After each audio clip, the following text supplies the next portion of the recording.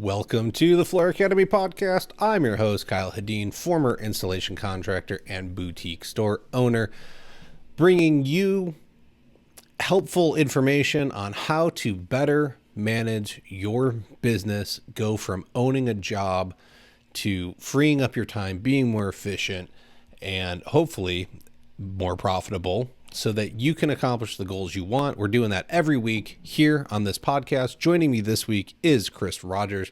He is the current owner of Wally's Carpet in San Bernardino, California. He recently opened up a second location, and I wanted to dive into what that looked like to take on from having to manage two teams, growing your marketing presence in a new area, what the sales processes look like. How do you keep everybody on the same page? What are you doing inventory wise? There's a lot that's going to go into opening a second location, let alone at what revenue is it the right time to do it, right? Are you doing it at $1 million, $2 million? Like, where are we kind of at? How do we judge this? When does a shop actually cap out as to, their full market share for an area? There's a lot of things to consider. We're going to dig into that in just a minute, but first we got a couple of quick words here. So if you're struggling to keep your schedule, forgetting to follow up with clients, are your books behind? Cronus Flooring Business Manager has the solutions you are looking for. And you know what I didn't do? I didn't go live onto Facebook, folks. And so that's pretty funny. And we're going to do that real quick. And then we'll give Cronus the proper respect they deserve. And we will, we're going to do this again. That's so funny. This is, sometimes you can't do everything yourself. It's hard to manage. This is why you need help, and you hire people to do the things that you're not necessarily great at. So let's see. Why it's hard. You need software to help you. Cronus. It's going to take some of that off of you, right? So you can streamline your life, gain more freedom, maintain control of your business, from scheduling to follow-up reminders, integration with QuickBooks, and producing quotes quickly. You can say goodbye to your business headaches. Visit cronusoft.com/academy today to schedule your demo for this all-in-one approach for flooring business organization. Cronus, fast relief for your flooring business headaches. Attention flooring professionals. Elevate your craftsmanship with the finest tools and supplies from tiletools.com. From spacers to saws, we have everything you need for flawless tile installations. Plus, we offer top-notch customer service and fast shipping. As a special offer for Floor Academy listeners, you can use the code FA10 at checkout for an additional 10% off. Don't settle for less. Visit tiletools.com today and experience the difference in quality and service that professionals trust. Ooh, Chris, welcome to the show. Sorry for the rough start, my friend. I know that you're going to carry me on this one, though, so I appreciate that. Why don't you go ahead and tell us who you are, what you do, and why you do it? My name's Chris Rogers. I was an installer. I started probably 87-ish, 18 years old. Got pretty big into the business as an installer. Got into a family business. We broke up, started just doing my own thing. And then I worked for this company called Wally's Carpet for about 20 years until I got an opportunity where they just said they wanted me to have it. And so they did everything they could for me to buy it from them. And so I worked out the deal and finally bought it from them. And that's pretty much where I'm at now. Now I'm a full-time retailer and I don't install anymore. Survived, made it to the next level. That is definitely a thing, and a lot of people are working on that. What is it like to, you installed for a good amount of years. A little over 30. And I'm assuming that when you bought Wally's, it was kind of a quick shift of, I no longer install to, I got to run this store, otherwise the store is going to fall apart. For the most part, yeah. We had a small transition, but at the end of the day, I had to go into what I always just say, I became a sponge of learning because I didn't know anything about retail. Mm-hmm. So I had to learn it from scratch, I didn't know the difference between margins and markups and stuff, I had to start learning that real quick, and so that's kind of like what I did. So was Rogers Flooring? Let's go back a little bit, right? Was that run more as kind of a hobby and not so much as a business? Like, I hate to call it a hobby, but I think that's really what a lot of us are doing as tradespeople, is we don't run it as that business. We don't understand what that entails: markups, margins, P&Ls, all that back end stuff that really can help make your life easier. And so was it a rude awakening going from being an installer to kind of managing this retail shop where the amount of things you were in charge of probably at least quintupled, if not, more than that? I would say it's probably 50-50, right? So we had a pretty viable company. We were doing up to $1 million as laborers, at that time. I was running several crews. So we were doing the basics of business, but it wasn't to the level where we're at now, or where I'm at now. So, I wish I would have known back then what I know now, because it would have been a completely different deal. You know what I mean? Yeah. But I always say, like, I went from running a business of my own personal money, that's $100,000 of my personal money paying my bills, let's just say, to a company that's doing $1 million, and I'm paying $30,000 bills here and there. And it was crazy, scary, because you didn't know how much money's coming in. As an installer, I know what my plan is and what's going to happen for the next week and 2 weeks and 3 weeks and month. And we were booked out 3 months possibly at times, Yeah. So I knew what was happening. So it's a completely different feel. You know what I mean? So you don't in retail, you don't know what's going to happen the next day, and then, you hit your little recessions and stuff that kills you too. You know what I mean? So Yeah. It's scary. I mean, I would tell you, it's very, very overwhelming at times, I think that's know? any business for sure. But I think it goes to show that, hey, if you're here listening to the show, you're on the right path, because you're looking to get the knowledge that a lot of people are lacking when they make that transition, right? And so if you can get it going on in your installation business, or, you're just trying to get ready to go out on your own, you're going to be way ahead of the curve when you start to grow and have a lot of things in place that other people didn't. And it's a lot harder. The example that I use a lot is, you can grow to $1 million, multi-million dollar company, but the equivalent of it is that you, as an installer, doing $100,000, $200,000 a year, that's like having a kayak in a pond. And if you dip your paddle in and you will decide that you no longer want to install carpet and you want to start installing tile, you can 180 that boat in a jiffy, and you're headed in a different direction. But if you're doing multiple millions a year, you got a big team and stuff, you're like an ocean liner out there, right? You're a cruise ship.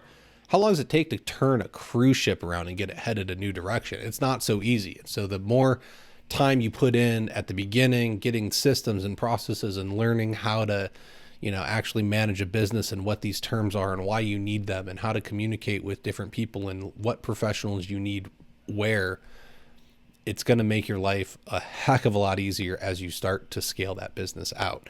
And I think that's where I sort of want to begin. So in our intro conversation, you had mentioned that Wally's actually, we're going to talk about you opening a second location, but it's really not the first time Wally's had a second location. It was there originally, but everything didn't play out so smoothly. Right. So I had a partner when I first took it over, and we expanded with a very limited ability, with business wise. So we expanded it up, and it fell apart. We split up. I kept 2 locations. So technically I had 2 locations to start. And then I expanded to this 3rd location technically. So when that all went down, that's when I had to really start learning that about business, and I was looking at the numbers, I was looking at all the, everything that was happening. I was like, we're so busy. How is it we're so busy, but we're not making any money? You know what I mean? And then and we had a difference of opinions, and I'm a very high tech kind of person. So I believe in anything that makes your life easier. That's what you need to do. So like you had I heard one of your podcasts about using the calendar. You know what I mean? Yeah. I'm like, the Google Calendar is the most simplest thing to change your life. You know what I mean? And so I bought into all these kind of things that just made my life easier. And that's kind of what started my trajectory to where I am now, is because I was doing, what I was, but then I was like, it's out of control. It always feels out of control. So I had to figure out a way to make it more control. You know what I mean? And Yeah. so I did, I started looking into the softwares. I started looking into, management, lead management stuff. I started, because what to go back to what you were saying earlier, as an installer, you get to go on the job, and most times, or a lot of times, it's a referral. You got there for a reason. You know what I mean? Mm-hmm. And retail, it's not so much. So you have to learn how to go out and get the jobs. You have to learn how to prospect. You have to learn how to, get in with people and start doing work and get the neighbors. And it doesn't just happen like that. You know what I mean? You have to go out and get it. So that was one of the hard things about going from an installer to a in the store business, is because it's not that easy. Yeah, I think that's if you're a subcontractor being handed work, essentially, right? You're just, if you're subcontracting through some kind of workroom or retail store, you just show up and get a work order, right? You just go do your thing, which is great, right? If that works for you, cool. Trying to learn how to produce work is a skill set that some people have and some people don't, and I guess that's why there's a huge expanse of, at least in the online communities, you can see very quickly like who's doing what, and there's people that are just like, they're struggling for work, they can't figure it out. Other people are like, oh, I got all the work in the world, and it just shows like there's different people that excel at different parts of businesses, and some are great at marketing themselves. There's always the people that are like, oh, if you do good work and you show up on time, you'll never have to advertise in your life. It'll be all referral based. I did great work. I showed up on time. It definitely was not all referral based. I busted my butt on marketing and advertising on Facebook to make it all happen, but I was able to do it, and I kept getting phone calls, and people were happy, and it works. So I think everybody's got a method, but you got to find a way to manage that madness, like you said, right? Whether it's the calendars you have to differentiate yourself from other people, right? So you have to figure out what makes you better than somebody else. You have to figure out, we're in the flooring business, but we're really in the customer service business. So we have to figure out a way to make sure that you do everything perfectly. I say the job's like 25% of the job, right? The work itself. Yep. There's a lot more that goes involved with it. You know what I mean? And if you have problems, you take care of it, man. You get out there right away and take care of that stuff. And you answer your phone as soon as somebody calls. You know what I mean? Acknowledgement. You know what I mean? Yes. You got to acknowledge somebody when they're calling you, so you may not have to go out there right that minute, but you got to acknowledge it, I think that's a big one. I hear a lot of people that are like, oh, I just ignore my phone. I'm doing what's good for the client. I'm doing this, I'm doing that. I'm too busy. Man, pick up that phone. If a contractor doesn't answer their phone, they will call the next guy on the list. That they've got 3-4 numbers pulled up, or that Google listings pulled up, and they're going down the list, and they hit you. Pick up the phone, tell them you'll get back to them later. They'll stop calling people because now they got a hold of somebody, right? They're going to get the answers they need. All you got to do is say, hey, sorry, I'm busy. Can I call you back at 4:00 this afternoon when I'm free? Write it down, set an alarm in your phone, whatever you got to do. This is where the calendar comes in. Make your phone yell at you to call that person back, because for sure, as a contractor, for sure, and as a retail business, even more so. You know what I mean? Because they could be just running down a list. You know what I mean? So you really got to be the first one to answer. They say that the first person that responds to somebody's got the first opportunity to get the job, right? So definitely, you better stay on it. You know what I mean? Yes, for sure. So you've got you opened up a new location recently, but that was not the intent. You were more or less looking to grow market presence. And so what was the initial idea? Like why did you need to kind of switch and grow market presence? Like what were you looking to do before this new location came into existence?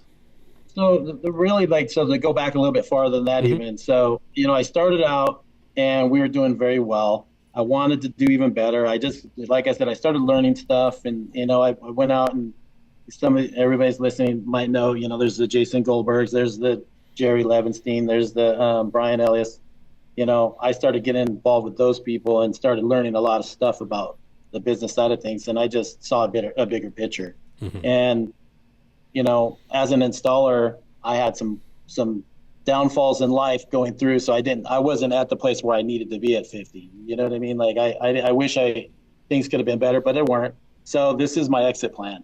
I have to succeed and I have to move on from this business, whether I sell it or rather I live off of it, whatever. And so I just kept seeing a bigger picture. So I did everything that they said. I bought into, the traction and the EOS system. I bought into, the software. I bought into, everything that they say.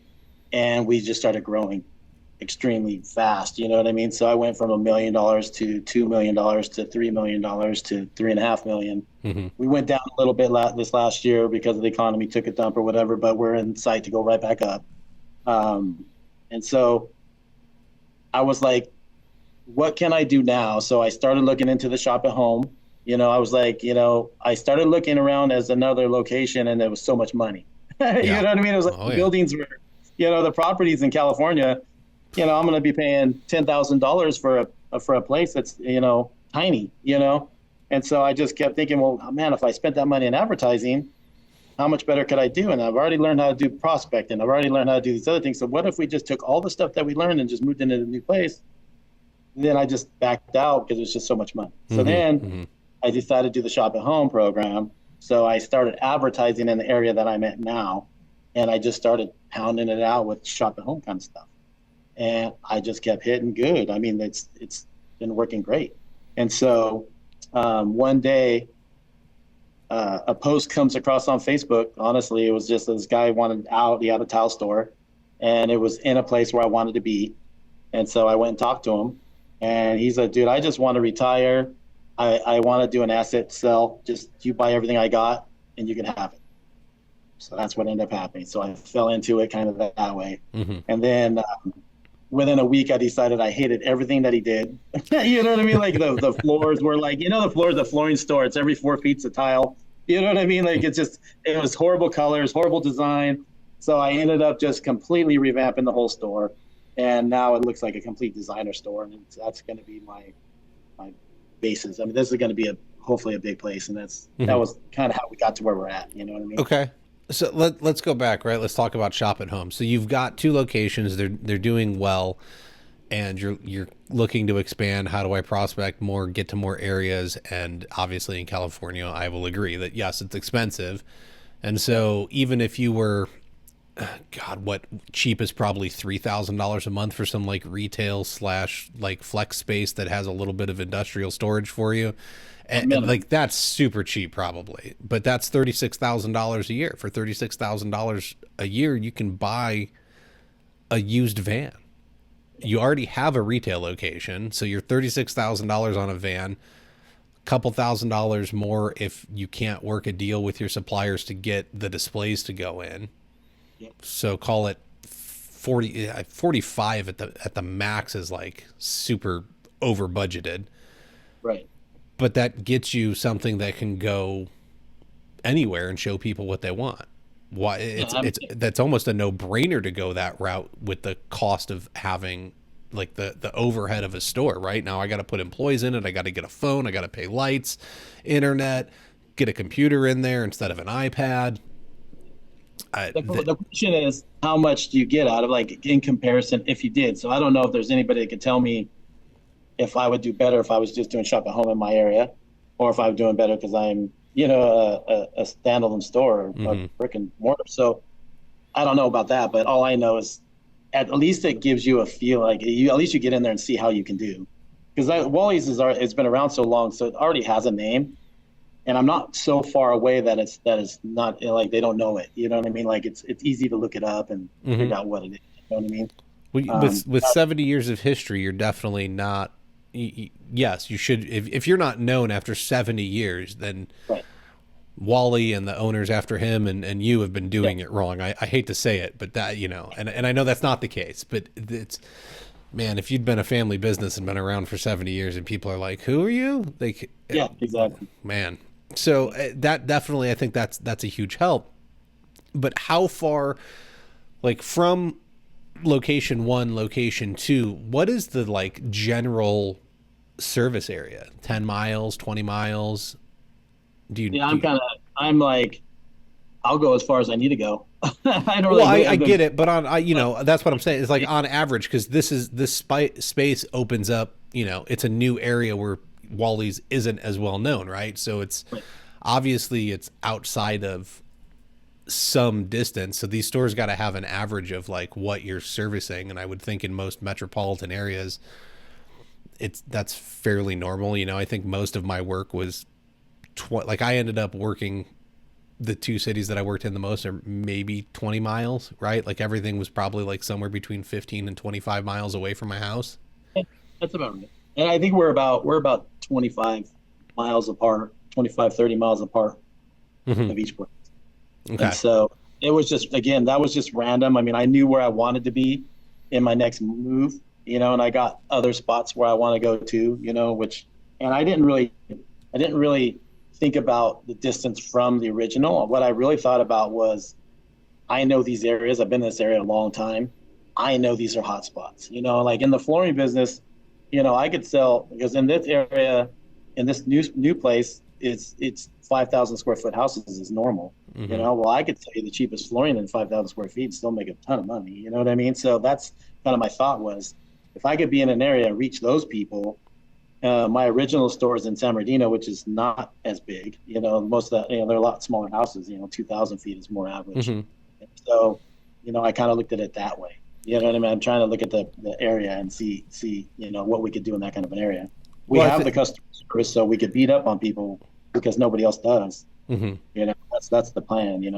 But I think that's a great way of looking at it, is you're looking at what's the potential average clientele going to look like. I can go and I can go to a city and I can find where all the Section 8 housing is and foreclosed homes, and I can say, okay, yeah, rent's super cheap here. Let me open up a shop.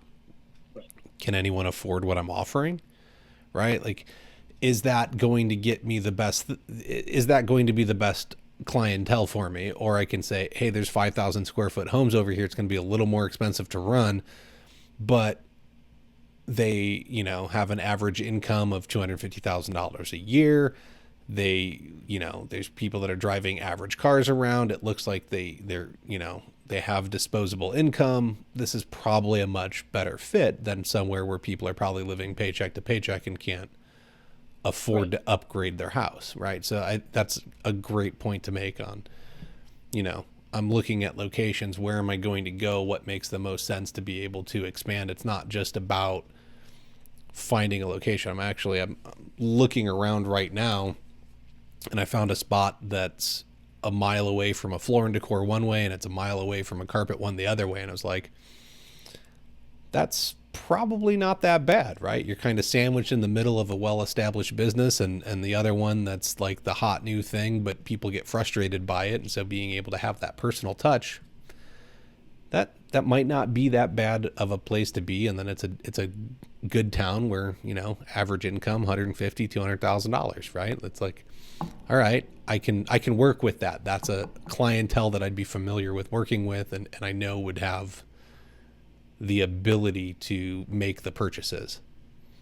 I think that, like, when you look into the areas like that, because this place where I'm at now is on a street that's called Tile Row, so there's a whole bunch of stores, but they're mostly tile. They're not full flooring like mine. Mm-hmm. And so, but I do have a different like business model. You know what I mean? So I'm not worried about competition. I never have been. You know what I mean? I know that we do our thing, and so if you can go in there and just make yourself different, Mm-hmm. and who cares how much, all those other people do is just make you look better if you're doing the right thing. Floor and Decor or whatever it was, any box store, they're just a box store. I mean, they've never bothered me a little bit, and other stores, again, I've never been real worried. I've seen them. I've worked for so many people, and I know how they do business. It's, I already know what they do. You know what I mean? So if you do like I said, the customer service part of things, if you get that right, you'll kick butt in the business. For me, I've always looked at it as like I've been really spoiled, and I think you are too. Being in California, I'm in Phoenix, right? They're huge metropolitan areas. I don't like you said, you've never been worried about competition.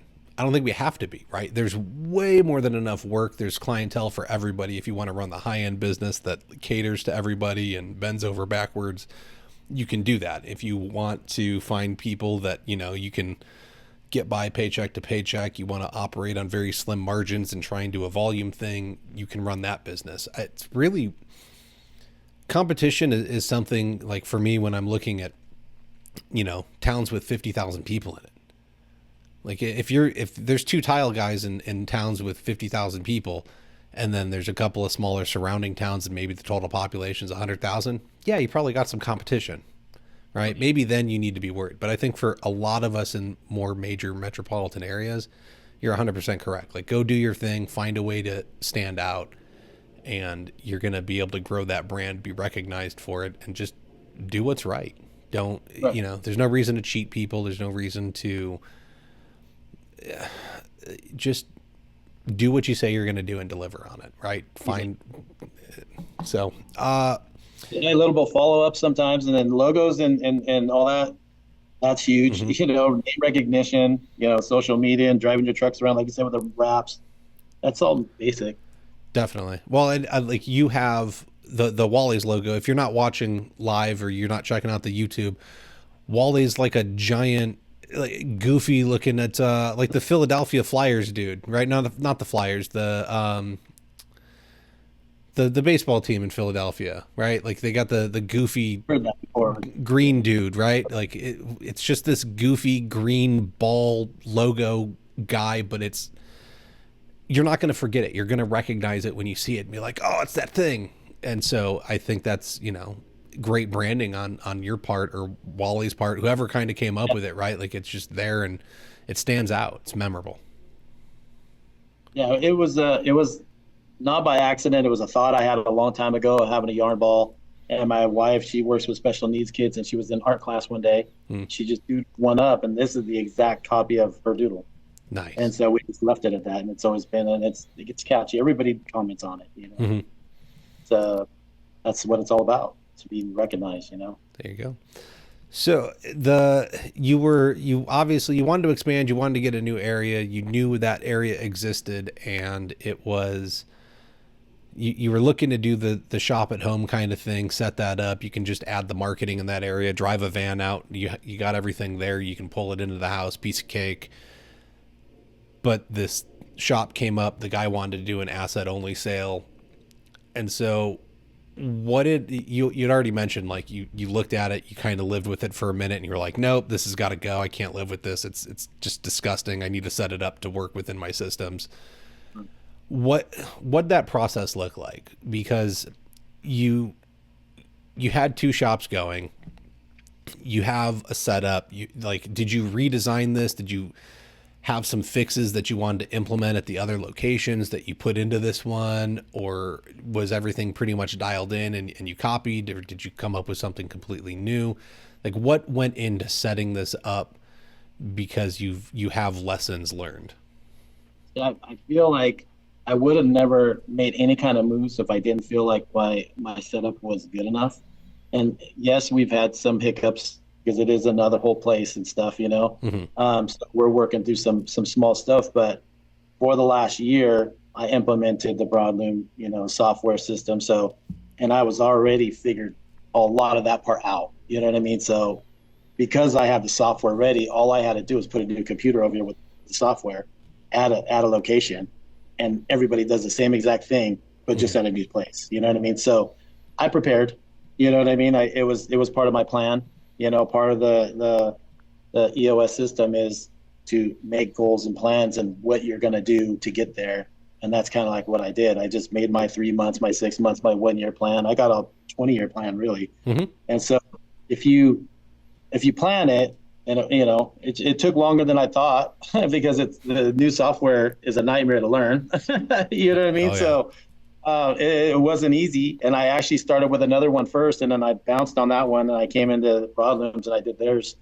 And there's a bunch of them out there, but any of them is better than nothing. And I don't know how anybody would go from one store to two stores without having a complete package. You got to have it. Mm-hmm. You know what I mean? I just don't know how you. So it was really pre-planned, and I haven't had any. I mean, honestly, the issues isn't bad. As far as installers go, we can talk about that forever. But I'm an installer. I treat my guys like equals, and I pay high. Mm-hmm. I take care of them. I give. They have apps in their phones that has all their information on it, their jobs, all that stuff. I mean, I make it easy to work for me, and I pay good, and I pay right away. And so, because of that, I have a line of guys that want to work here. Mm-hmm. And I'm picky, so I bring them in and I test them and all that stuff, see how they do. But at the end of the day, I've got more than enough installers, which is opposite of what you hear on the streets. Yeah. Everybody's having a hard time. If you take care of them, they'll come. You know what I mean? It's like that movie, right? Just build it and they'll come. It's really seriously the same thing. It really is. I believe it. I don't doubt it. Right. I don't know that there's enough people that are.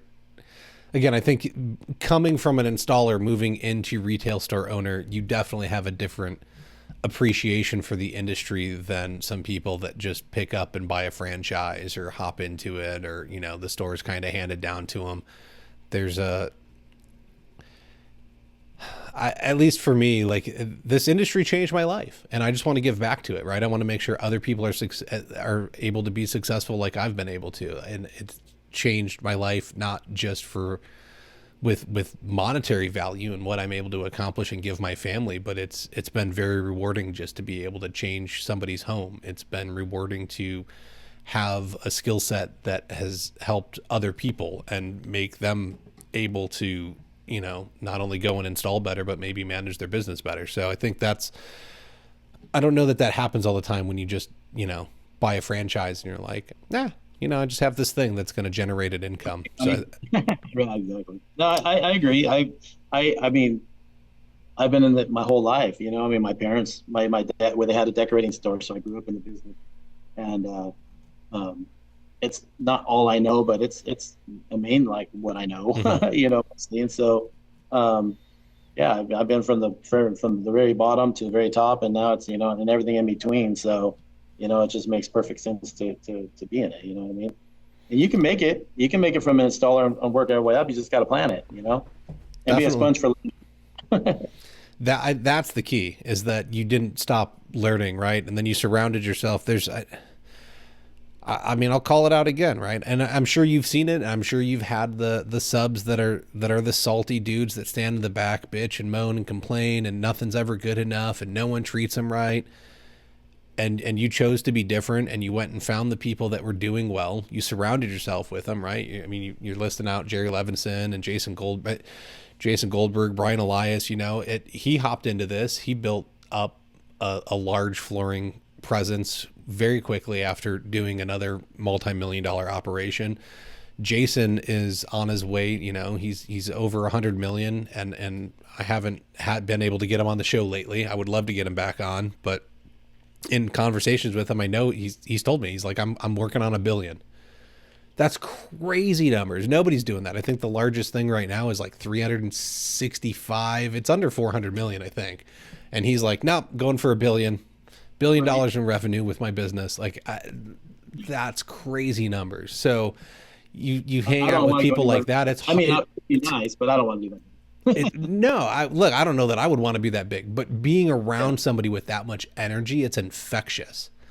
And then you start looking at yourself and like, oh, I got more in me. Like, I can do better. I can get this, right? It's just different being there. I do got to interrupt this for a second, and then I want to go back. I want to talk about getting those systems implemented into the store, having the software and whatnot.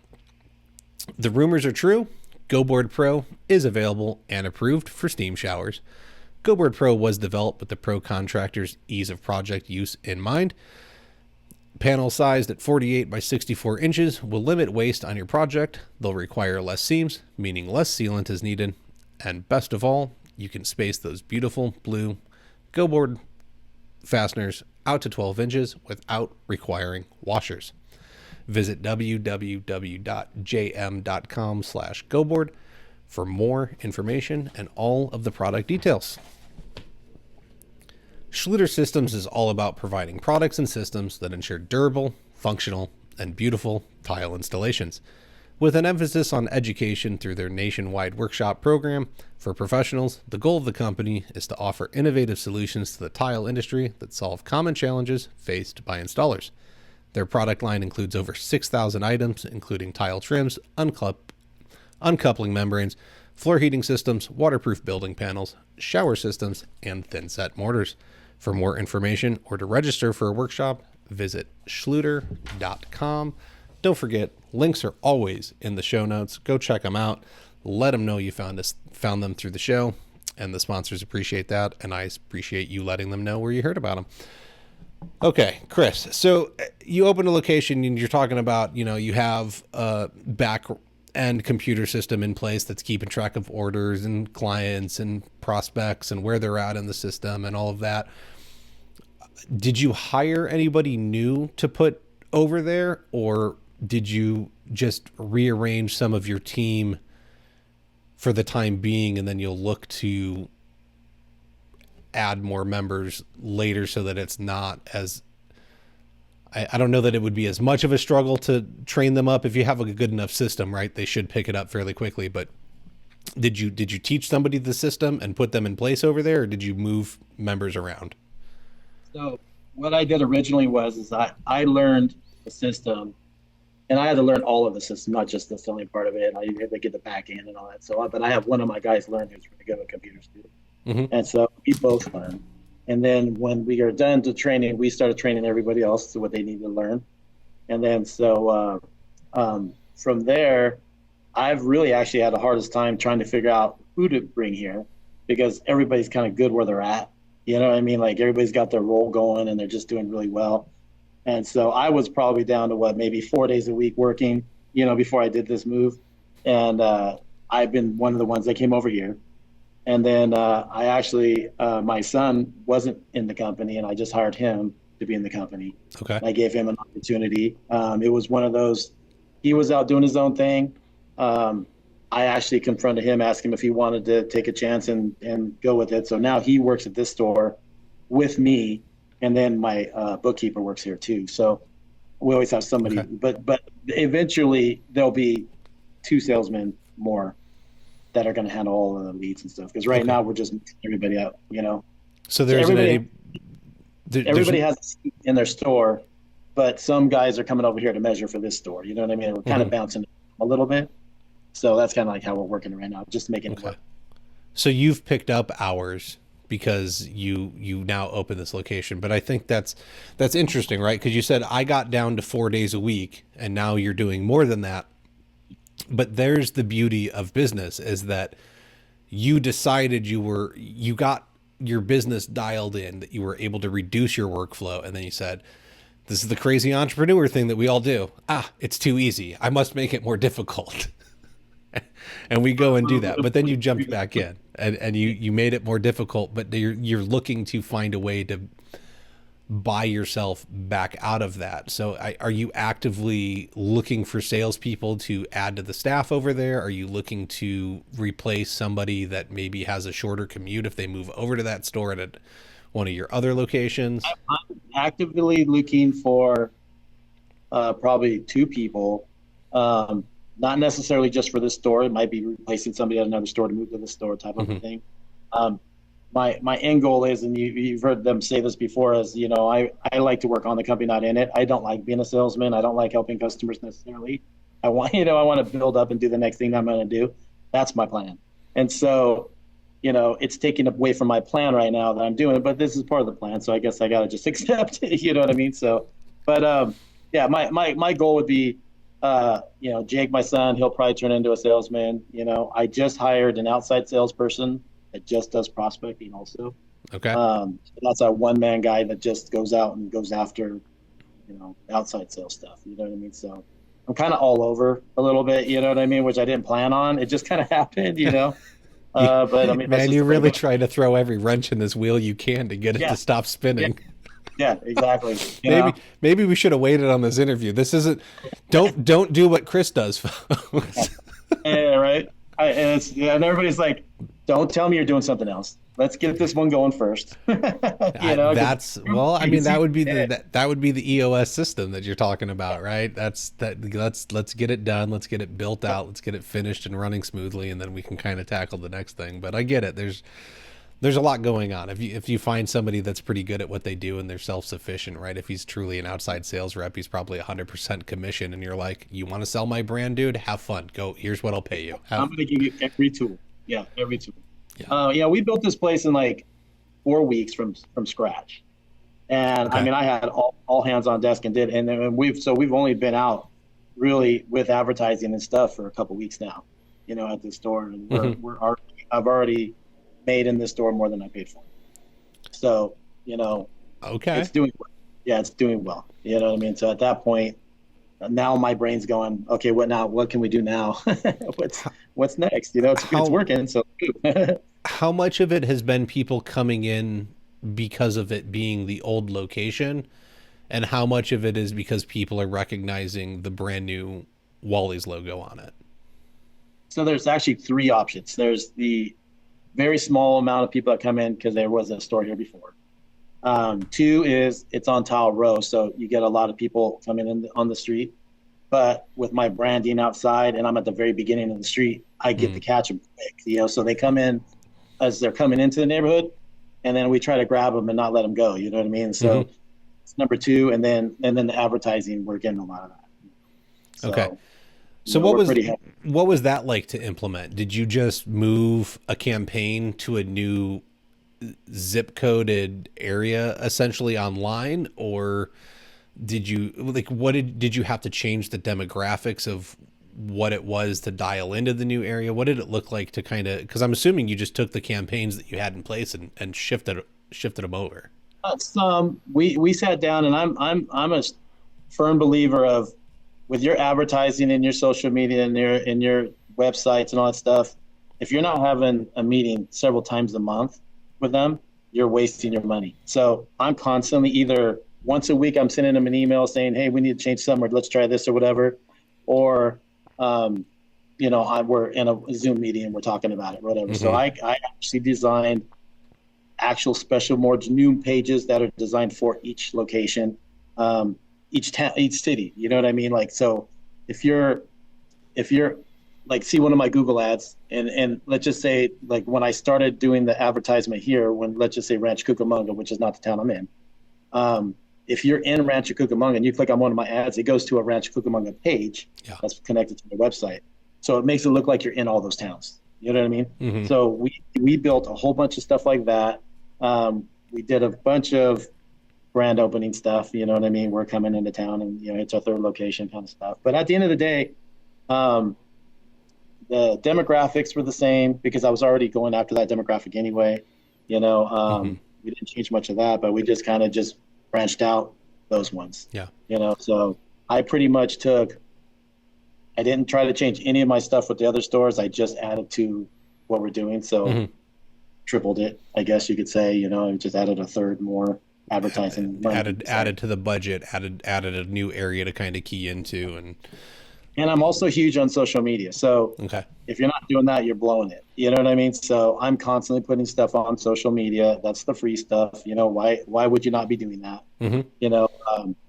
I have a hard time with doing videos. I'm a little shy, I guess. So like, Jerry's always talking about, gotta get those videos, and I'm like, dude, it's just not my thing. So I'm working on that. Look, from a guy that used to be in TV, you don't have to be on camera. Right. You can walk around the store, you can show products, you can record a voiceover after the fact. But I do agree with Jerry that video is king, right? You can convey so much more in a video than you ever will with one picture or just some words on a screen. And people like to connect, right? Like, if you're not comfortable being the face, find somebody that is, right? And heck, these days you can AI generate people, right? So like, get an AI generated face doing it. But yes, videos are. Sorry, what? I'm trying to AI myself. Hey, because then it wouldn't be so uncomfortable for me. So I could just. It is possible. And I get I'm much more comfortable in front of this camera than I was 5 years ago when it all started. In fact, this might actually be the 5th anniversary episode of when an episode first came out. I'd have to check, but it's still uncomfortable, like trying to get up and speak in front of people and carry the conversation. And it's looks like I'm having an easy time, and it's almost there, but it's still, there's some nervousness that comes with it. And I think here's what you have to think about is that from a guy that used to produce television ads, or well, television, like, you're not putting a commercial up during the Super Bowl, right? You're a contractor, you're a retailer in a space, you're putting it on social media. People are not expecting that quality from you. And if you look at your so-called competition, there isn't any in the marketplace with what you're doing. So any content is good content, even if you fumble through it. This show is proof. I fumble through the ads, and yet I still have sponsors and people love listening to it, right? Like, but that's part of the charm, right? We're all humans. We all make mistakes. And so shoot the damn video, right? Like, let me steal Jerry's line. Shoot the damn video. Just do it. Put yourself out there.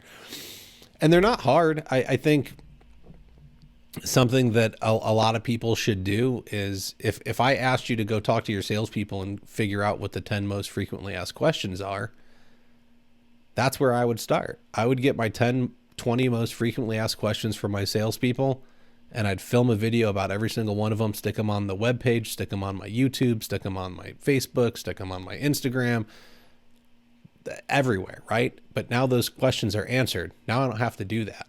So in the sales process, in this growing of the company and making it easier and having all this technology, somebody can go on the website and get an answer. Now they're not calling me. Thank God. Right.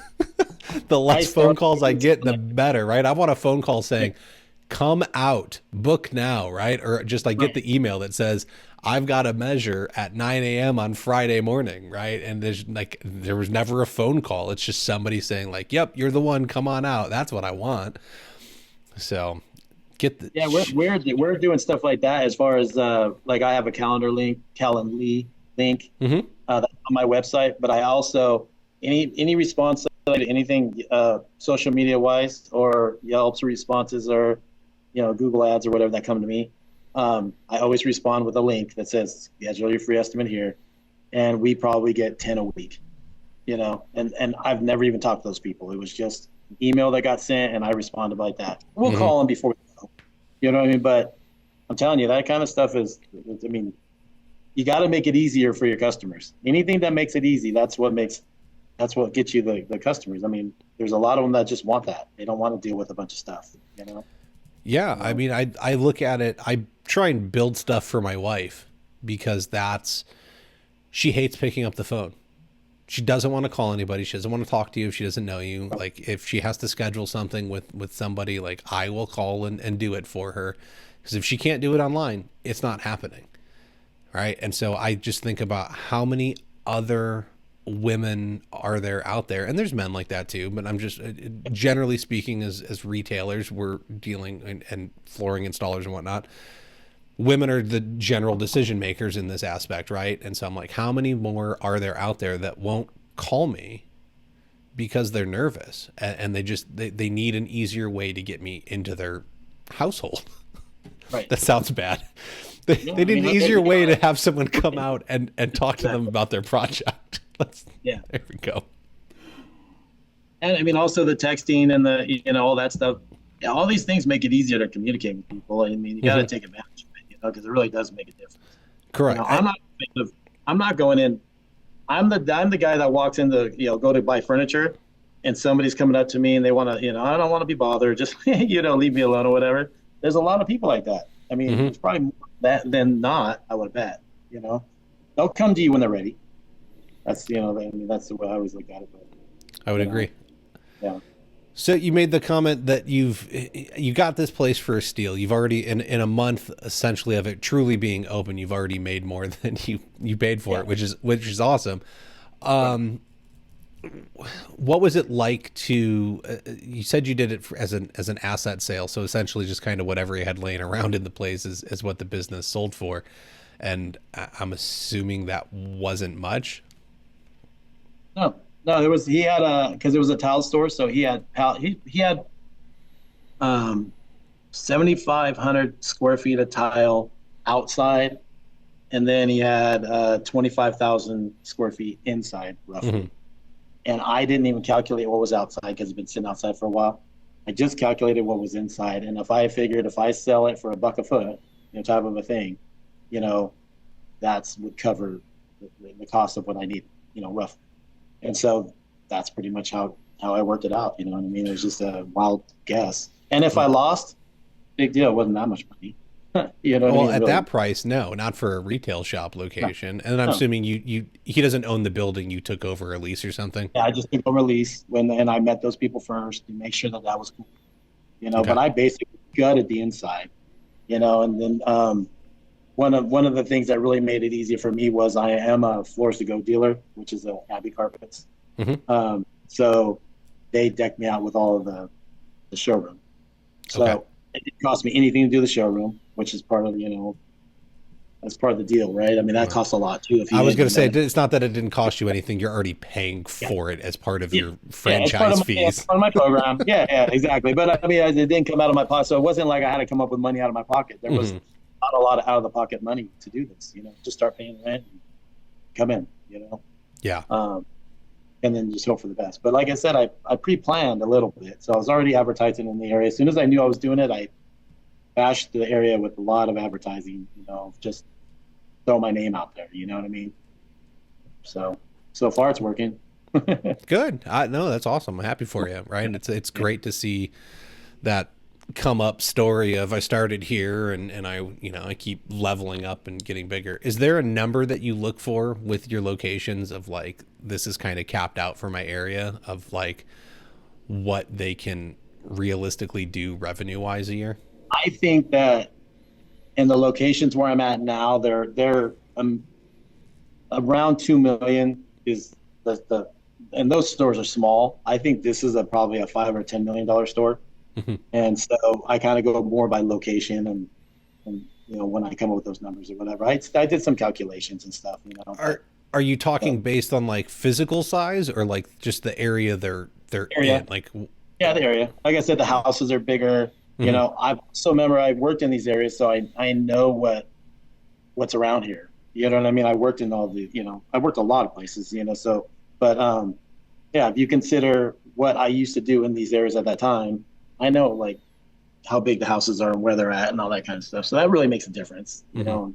on how much you're going to make. But, I'm not so worried about the size of the showroom necessarily as I am where it's at, you know. I I thought about opening a little tiny 1,000 foot, shop. I didn't really need to have a warehouse or anything like that, but this one has one. So, Yeah. Well, and I mean, that's how I did it is I gamed the system, right? Because everyone says you got to have a brick and mortar. You got to have a brick and mortar. I had 225 square feet of right. office inside of a larger office building, right? They had taken and they said, well, we'll rent out. They couldn't lease the whole space, and so they started leasing out individual offices. And I went and I was like, can I run a flooring showroom out of that one? And they were like, Right. whatever, do whatever you want, right? And I checked with my distributors in the area, and they were like, it's a brick and mortar, like okay.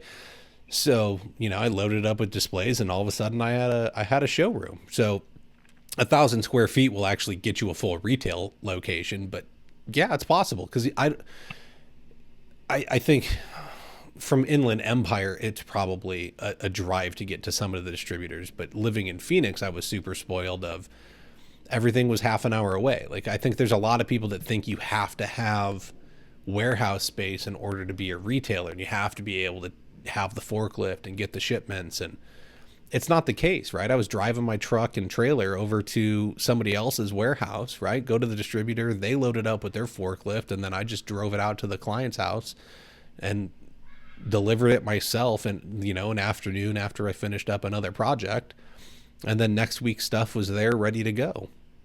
I mean, But it let me sell it. find, yeah, you can always find shops like, so we did that for people in my San Bernardino store, we're at the base of the mountains. Hmm. People in the mountains couldn't get deliveries. So they just asked us if we would, I'll give you, this much money if you take my stuff. So we would get their deliveries for them. They'll come down and pick them up when they need them or whatever for a small fee. Yeah. But there's plenty of people out there that'll do that. You know what I mean? So just got to look around and figure it out. But warehousing's been a little more tricky for me because this one has a huge warehouse. Okay. But Ukaipa is my other place, and that's 60 miles that way. So people don't want to, installers don't want to come here to load out to go out that way. You know what I mean? So we're trying to figure out a centralized one in San Bernardino. That's kind of like currently what we're doing. Is, just have one warehouse for everything right in the middle. Okay. I would just have in this warehouse, I would just have stuff for sale, the stock, and then but actual sending out the crews and everything would go out of the middle one. Okay. Or is it, well, so let's I mean, I'm sure you've already thought about this, but let's workshop this a little bit. Can you not have it all delivered to this location and then have your own in-house transport, move it to the other shops so that it's ready to go? Is that what you're doing already? Yeah, they're doing that now. Okay. But I have everything goes to San Bernardino. Both of my other stores have tiny warehouses. So I have San Bernardino just does carpet. Ukaipa just does hard surface pallets. So, it's all set up for those. One has racks, one has, different setup or whatever. But by adding this store, that kind of changes that whole dynamic a little bit because there's just not enough room in San Bernardino to cover carpet for all three places. It's just not. So we've thought about, coming here first because it's a lot bigger. Yeah. And then we have a big box truck that we could bounce back and forth with, Okay. We're in the middle of those decisions right now. Okay. That's how, I mean, obviously if that's the bigger location and it has the space and it's not, right. it starts making sense. It then becomes running the numbers of what's it look like to have this box truck run daily back and forth to, okay, I can drop some carpet and pallets of hard surface at this one, and then it's got to drive back and load back up and go over there. Do I buy a bigger box truck so it makes it in one trip and it's only a guy working half a day and then he can come back and manage the warehouse over here, right? Yeah, you're going through all of it. That's funny. I do, and then, like I said, I actually have a deal going in my head right now with a location that's for warehousing. I don't want to say any more, but okay. But that would fix all of it and would centralize our loadouts to be in San Bernardino, and so that's my ultimate goal. Because no matter what I do, if we could always have a centralized main big warehouse, that would be the smartest thing for us. And then my other locations would just be smaller, you have a big enough warehouse to what you need, but that's it, Definitely. I mean, that's essentially becoming, one of the workrooms. All the guys just report to the giant warehouse, get loaded out, deliver it from there, get their work orders, everything's over there. But again, that's the beauty of you having the systems in place that you can open a new location, drop everything in. There's absolutely no questions asked about, how do I get time off? How do I handle the client objection? How do I put an order through, right? It's the same at every location because everyone has to go through the exact same processes to make everything happen. So to have that, right, those guys can open up the system over in the central warehouse and start printing work orders and saying, all right, you're going here, you're going there, you're going over there. And it's been very minimal changes that I've had to even think about as far as the processes and the programs that I have. You know what I mean? At the end of the day, it's been very smooth as far as that goes. How much would that have helped you when it was just you, 2 crews, 3 crews, and you just really started getting going, instead of it being on a calendar or a whiteboard or just in your head? Right. Like, how much would those systems have helped you better manage and probably feel less burnt out and stressed? I think that it's one of the things that split my partner and me up was that, I was like, we need to, to be able to control all this. I'm going crazy. How am I ever going to know? And I don't have a brain that helps me remember everything. Everybody's different. Some people remember everything, some people don't. I can't do it. I just have to have it somewhere. And so that's what started the whole process, was I needed it written down or on calendar or whatever, you know what I mean? So I don't think you can do it. I mean, it's a lot of extra work, and there's probably programs out there that are better suited for a smaller company. I chose this one because I knew that I was planning on going bigger. Mm-hmm. So I wanted something that was going to handle it as bigger. So I knew it was going to be more difficult. But I started at QuickBooks, and if I was an installer, I would be on QuickBooks for sure. You know what I mean? I mean, there's absolutely no reason why you shouldn't be. It's so much easier, and at least you got control over what's going on for the most part, and Mm-hmm. then you can expand from that. You know what I mean? So but you got to start somewhere. If you got a flooring specific, it's way better. You Yeah. know? Yeah. Have something, folks. Like, get something to help keep your life organized. I mean, honestly, just having my two whiteboards saved my life. Like, having my two whiteboards that I could visually see what deliveries I had coming up and then what projects I had going on, when they were scheduled for, and then having that same information in my calendar so that I could, I know a lot of guys and gals will get the phone call and they're like, oh, I got to get home and look at my calendar. Yeah. Dude, it's 2024. What do you mean you got to get home and look at your calendar? It's in your pocket, right? You're speaking on it when you're talking to this person. I can run my whole company on my phone. 100%. And so you should be able to open that thing up and say, you know what? Nope, I can come do a consult next Tuesday night, and my earliest availability for an install is in 6 weeks starting on Tuesday, right? Like, that information should be at your fingertips, in my opinion. And that's the beauty of putting these things in place. And it's as simple as the whiteboards and Google Calendar changed my life. And if I was going to go back and do it again, I would be looking at having, somebody's CRM that's flooring specific. Yep. And implementing that for, if it's $100-$200 a month, I'm going to find a way to cover that cost. Like, it's the time savings. I'll give you an example of saving money, right? So in my first year, I calculated it out later, but we probably lost about 50 grand just making silly mistakes measuring. Okay. So, and that's not even calculating jobs we lost from over measuring or whatever, but everybody makes mistakes. It could be an addition, it could be whatever. I got Measure Square.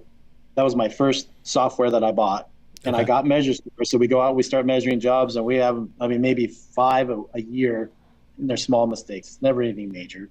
You know what I mean? So just right off the top, that little bit of software that costs $50, $100 a month, whatever it is, saved me 50 grand a year probably. And as you get bigger, more and more and more, you know what I mean? So that's just one software. Imagine what all these other things, and you start adding them up together, and the savings of time. You know what I mean? Like, it's a huge amount of time saving.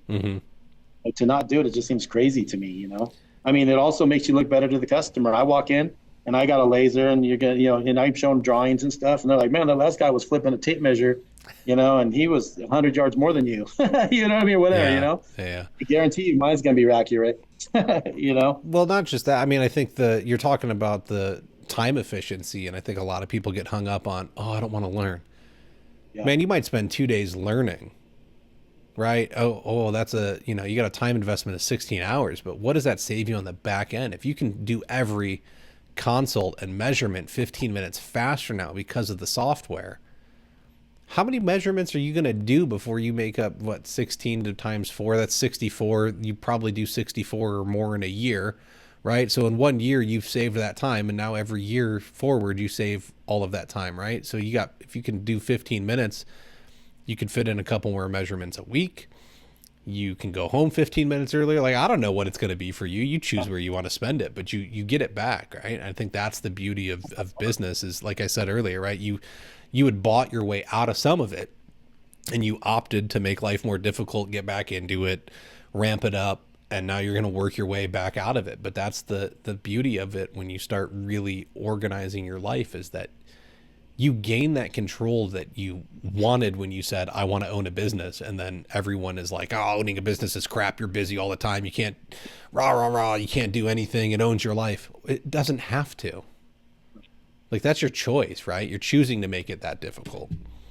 Yeah. One of my things that I've been working on was to complete the selling at home, because that was part of the shop at home process and everything, right? In the computer, though, not just throwing out numbers, but actually be able to completely close the job in the computer using Measure Square, all 9 yards. And we're about 99% there at this point. We're just testing the computers out right now. But think about, for a salesman, if you can close the job without having to come back and work all the orders up and all that stuff when you get back. So you're gonna go out, measure the job, you're gonna drive back, you're gonna work the numbers up, all that kind of stuff. You're gonna email them all that. You're wasting 3 hours of your day doing a measure. But if you're in the house, how many more measures could you do a day?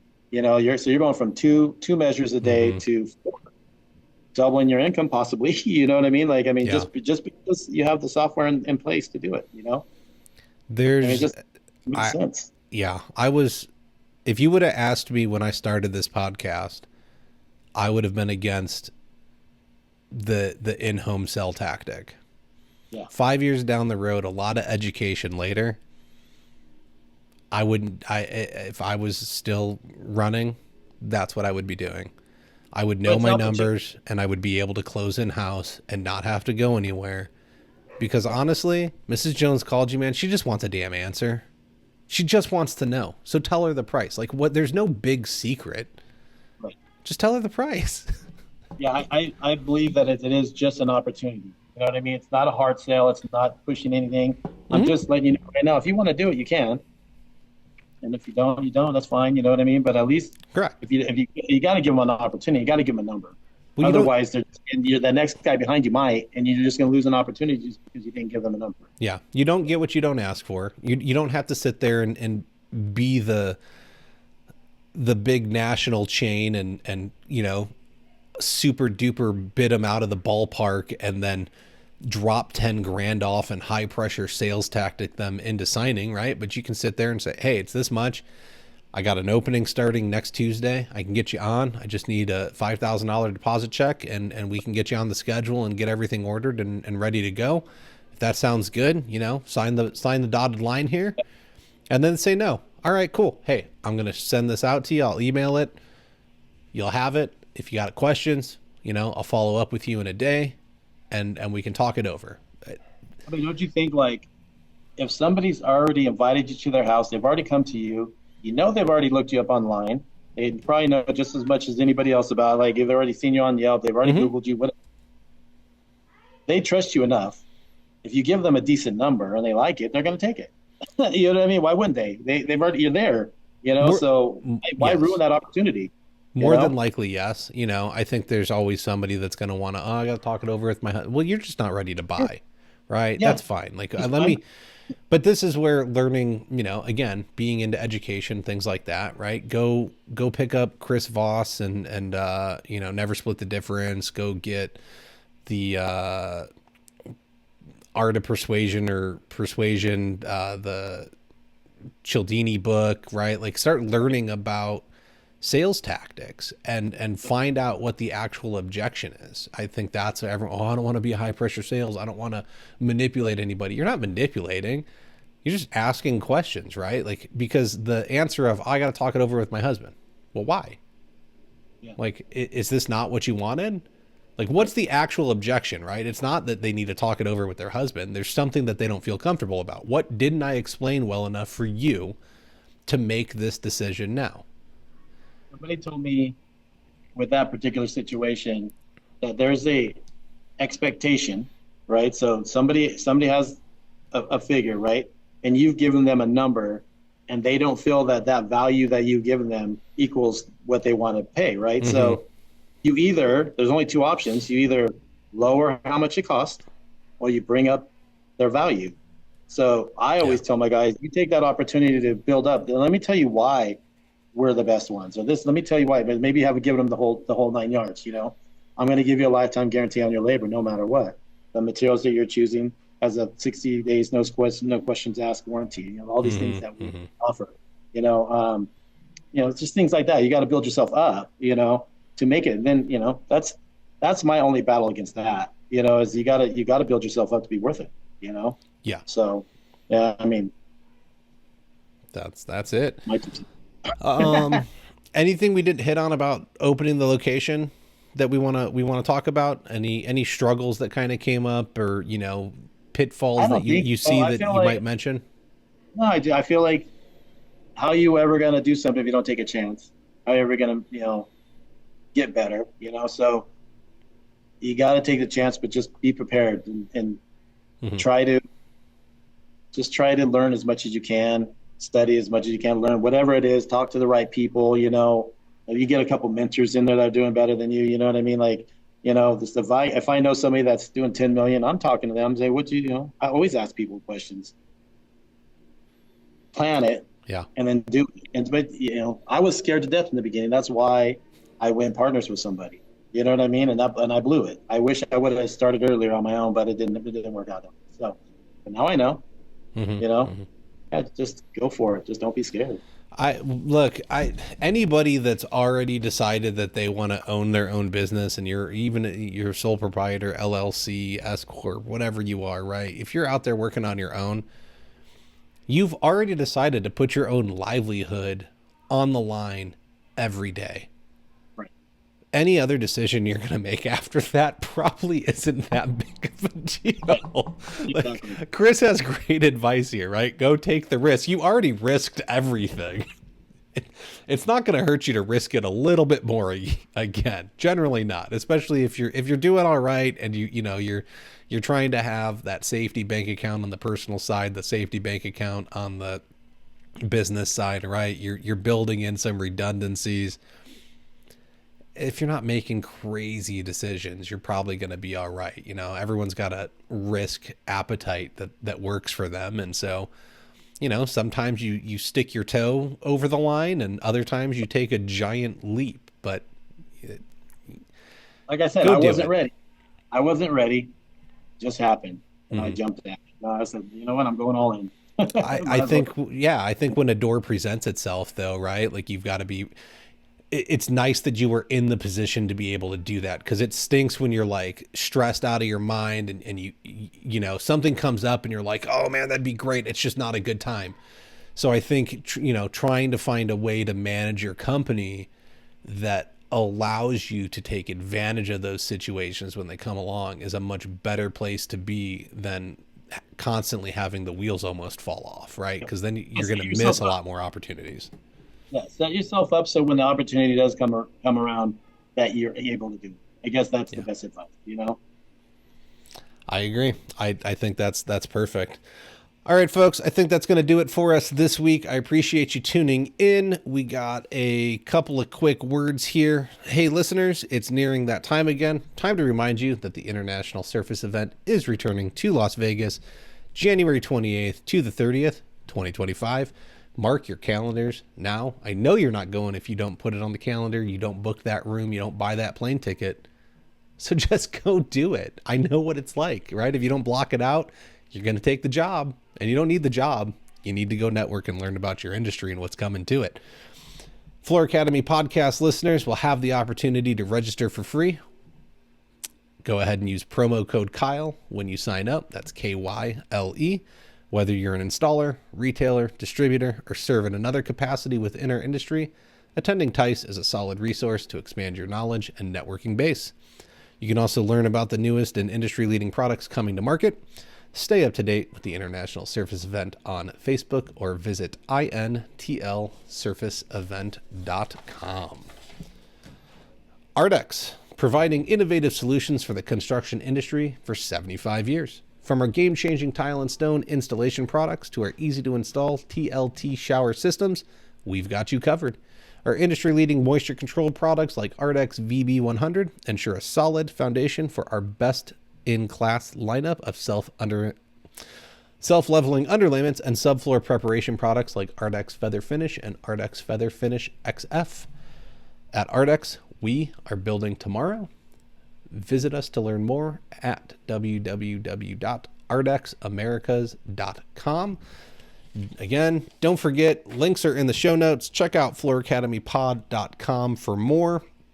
Make sure you subscribe, leave a review over there on Apple Podcasts. That's super helpful. It helps get us out in front of more people. When there's more people, that grows the community, which means you get more resources to help you expand your business.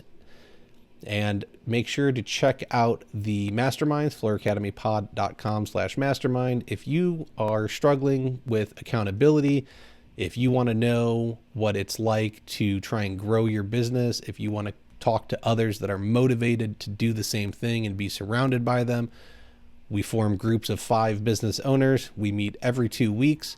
We are actively setting goals. We are talking about what we're struggling with in our business. We are talking with people that have been where we're going. We are talking with people that are going where we're going at the same time, right? We're figuring it out. We're setting the plans, putting them in action, and holding each other accountable so that you can actually grow your business instead of just talk about it.